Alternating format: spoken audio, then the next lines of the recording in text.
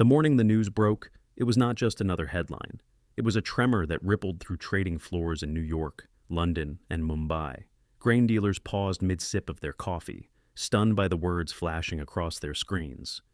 Burkina Faso signs a $14 billion grain deal with India. For decades, few in the West ever associated this landlocked West African nation with food power, gold, cotton, and political struggles. Yes, but grain stronghold? Never. And yet, on that morning, the world realized that a quiet revolution was underway. This was not only about selling maize and sorghum. This was about sovereignty, resilience, and a new voice rising from Africa. Under the leadership of President Ibrahim Traoré, Burkina Faso announced to the world that it would not be overlooked, that its soil and its people had a place in the global story of food security. The question now hangs heavy in the air. Is this a bold promise that can truly reshape Africa's role, or will it remain a single spark in a vast storm of global trade? If you believe Africa's awakening has begun, subscribe and stay with me through the end of this story. It began with a short, almost understated press release. No slogans, no fiery speeches, just 3 paragraphs of numbers and facts. Yet those few lines shook the pillars of international trade. Burkina Faso, a nation that had never before been counted among the great food exporters, announced a $14 billion partnership with India. Over the next 10 years, 20 million metric tons of maize and sorghum would move from the heart of West Africa to Indian ports. For India, already one of the largest food producers on Earth, the deal was unexpected. Why import when you grow so much yourself? Analysts scrambled for answers. For Burkina Faso, the meaning was clearer. This was a declaration that its fields were no longer only for survival, but for influence, for recognition. The reaction was instant. Commodity markets from Chicago to Mumbai jolted awake. Grain futures surged. Analysts on live television called it a historic shift and a game changer for global food security. South American exporters, especially Brazil and Argentina, saw a threat to their long-standing dominance in Asia. Ukraine, already under strain, watched nervously as a new competitor entered the scene. The world's financial headlines framed it as simple trade. But seasoned observers quickly realized that something far deeper was at stake. This was about more than food. It was about power, partnership, and the right to shape destiny. And that was only the beginning. The real story lay hidden beneath the headlines. For decades, when the name Burkina Faso appeared in Western newspapers, it was almost always tied to stories of political unrest, poverty, or gold mining. Agriculture, though always part of the nation's lifeblood, was rarely seen as a force of global consequence. That image shattered the moment the $14 billion deal was announced. Suddenly, Burkina Faso was not just another struggling African state, it was an emerging agricultural power. For India, the motivations went far beyond price. Its vast food system is tied to the rhythm of the monsoon, an unpredictable cycle of feast and famine. Too much rain and fields flood, too little and crops wither. For a nation of more than 1 billion people, that volatility is dangerous. Partnering with Burkina Faso offered something no global trading hub could guarantee: climate diversity. West Africa's weather does not mirror South Asia's. When India suffers a weak monsoon, Burkina Faso may still deliver a strong harvest. That difference could mean stability for millions of families. Across West Africa, the announcement sparked an emotional wave. In Ghana, Mali, and Niger, leaders and farmers alike asked, if Burkina Faso can strike such a deal, why not us? It was more than pride, it was hope. For too long, African nations have been told they lack the infrastructure, the trust, or the sophistication to compete in global food markets. Suddenly, that ceiling cracked open. In television studios from Dakar to Lagos, commentators spoke with a mix of astonishment and admiration. They called it a wake-up call for the entire continent, proof that Africa's agricultural wealth, often overlooked or dismissed, could anchor new kinds of partnerships with global powers. Burkina Faso's bold step became not just a national victory, but a regional spark. The world was watching, and reactions were only beginning to intensify. But not everyone celebrated. In the farmlands of South America, alarm bells rang. Argentina and Brazil, longtime suppliers of grain to Asia, saw the $14 billion agreement as a direct challenge. Their trade envoys warned of shrinking market share, and agribusiness leaders predicted aggressive competition ahead. Eastern Europe, especially Ukraine, voiced similar unease. Already fighting to maintain exports in the face of war and global instability, Ukraine now faced a fresh competitor on the horizon. International media seized on one question: could Burkina Faso actually deliver? After all, it is a landlocked nation with no direct access to the sea. How would millions of tons of grain move to Indian ports reliably for 10 years? Logistics experts pointed to broken railways, outdated storage, and border bottlenecks. Skeptics dismissed the deal as more symbolism than substance. Yet what appeared to be a crippling weakness quickly transformed into a strength. Instead of ignoring the problem, India and Burkina Faso chose to confront it head-on. Together, they committed to upgrading railroads, building modern silos, and investing in port storage in neighboring coastal nations. Each obstacle became an opportunity for deeper cooperation. What was once seen as impossible began to look like a blueprint for future African trade. The symbolism was powerful. This was not a short-term transaction. It was the architecture of a long-term partnership, one that signaled resilience, foresight, and trust. By solving logistical barriers together, both nations showed they were investing in more than grain. They were investing in each other. And so, what began as a business deal had already grown into something larger, a reimagining of Burkina Faso's destiny and a new chapter in Africa's role on the world stage. Inside Burkina Faso, the historic deal ignited pride, but also unease. Ordinary citizens filled markets and cafes with one pressing question: if we export so much grain abroad, will our own people still have enough to eat? It was not cynicism, it was survival. For generations, families in the countryside had known the pain of shortages and the humiliation of depending on aid. Now, as their country stepped onto the world stage, they demanded assurance that this new role would not come at their expense. The government, aware of the risks, built safeguards directly into the agreement.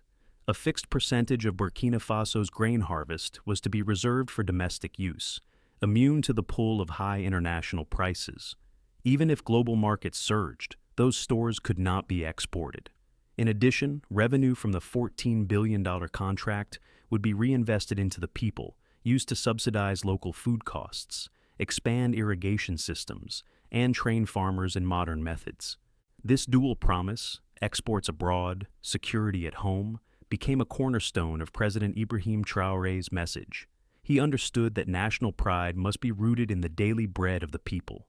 Without stable food at home, no amount of foreign praise would matter. Yet the emotional balance was delicate.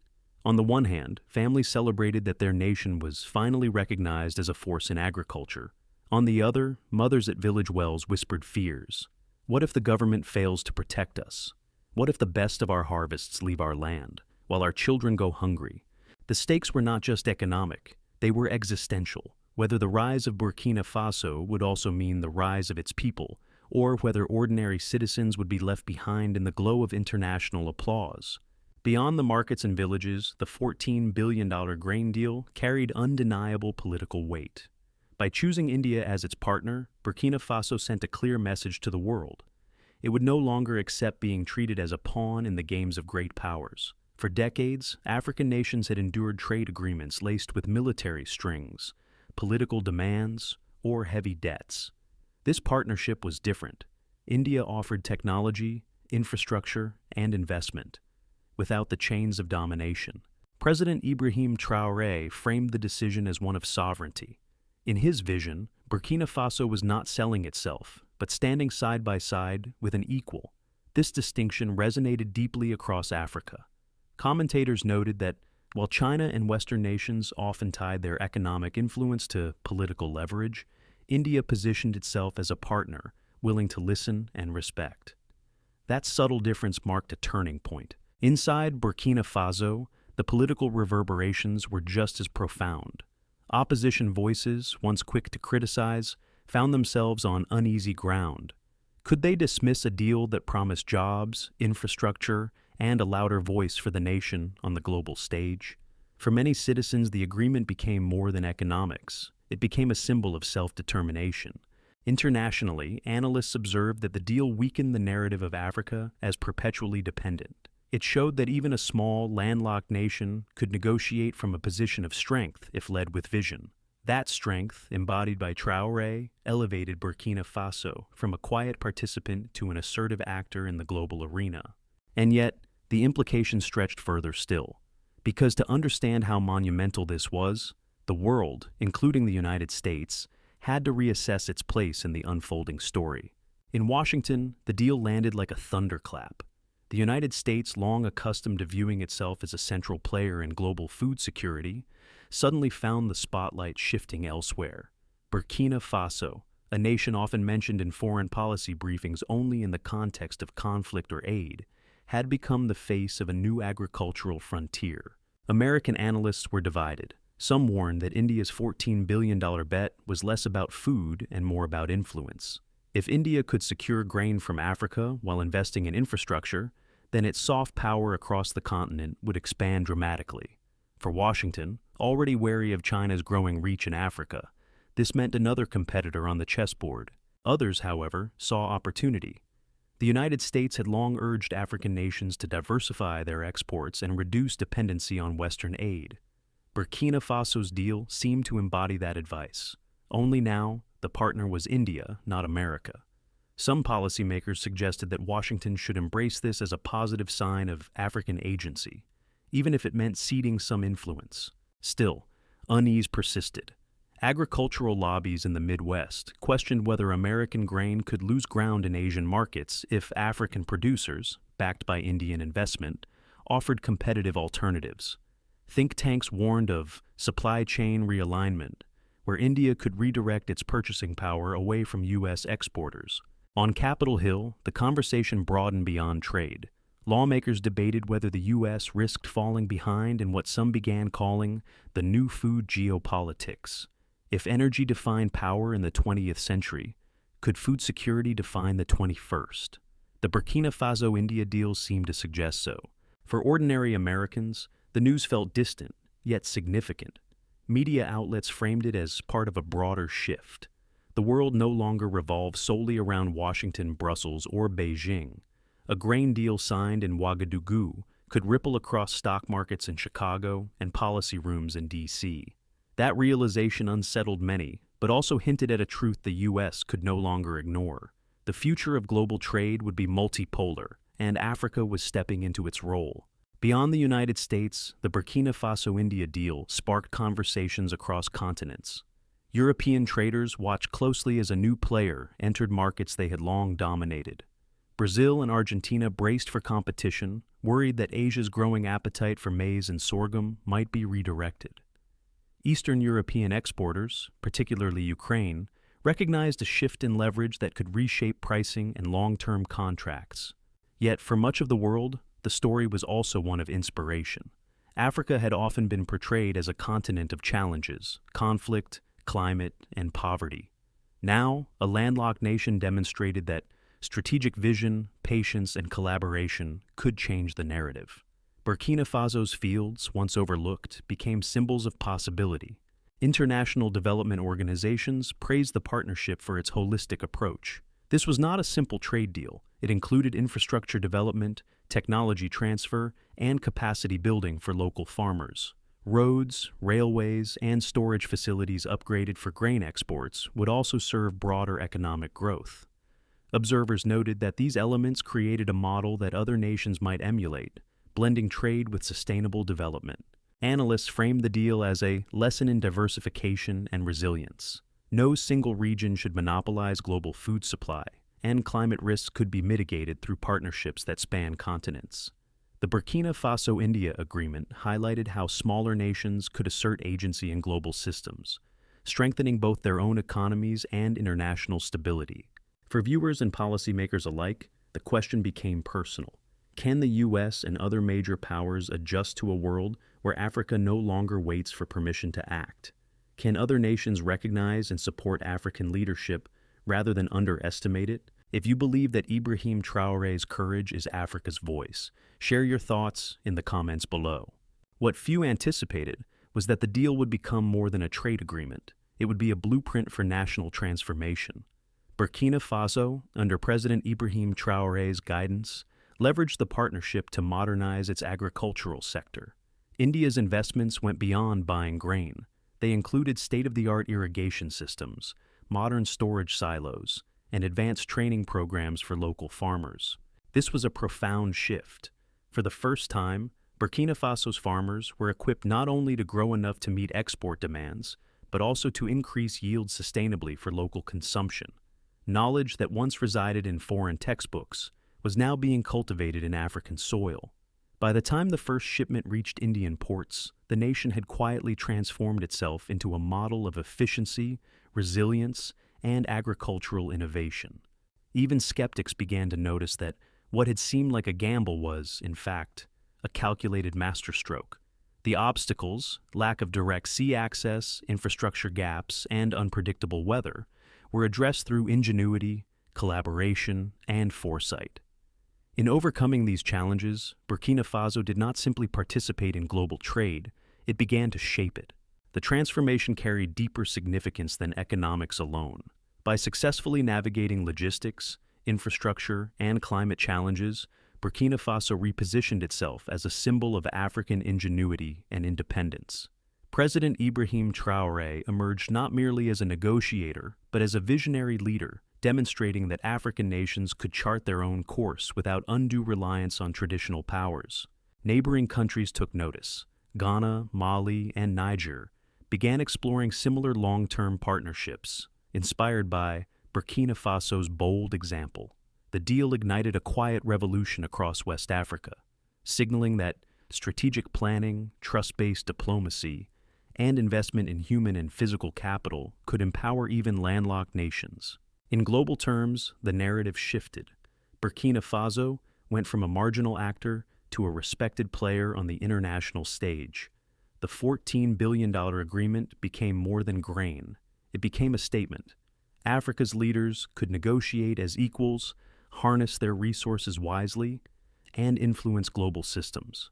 Ibrahim Traoré's leadership had turned a single commercial agreement into a milestone of continental pride and international relevance. This twist, turning potential weakness into strength and skepticism into admiration, reinforced the notion that Burkina Faso was no longer defined by its limitations, but by its ambitions and capacity to achieve them. Today, Burkina Faso stands at a crossroads of history. Fields once known only for survival are now symbols of hope and progress. Roads, railways, and storage facilities built alongside the $14 billion agreement are not just conduits for grain, they are arteries of opportunity, carrying the promise of education, jobs, and sustainable growth for generations. Under the guidance of President Ibrahim Traoré, the nation has shown that courage and vision can reshape a country's destiny. Farmers trained in modern techniques now see their yields rise. Communities are more secure in their food supply, and Burkina Faso's voice resonates on the global stage with newfound authority. As Traoré himself declared, "We did not ask for permission to be free. We stood up and claimed it." His words echo the aspirations of a continent ready to redefine its place in the world. If the spirit of Ibrahim Traoré touches your heart, share this story. Subscribe to continue the journey of an Africa that will never bow again. God bless Africa.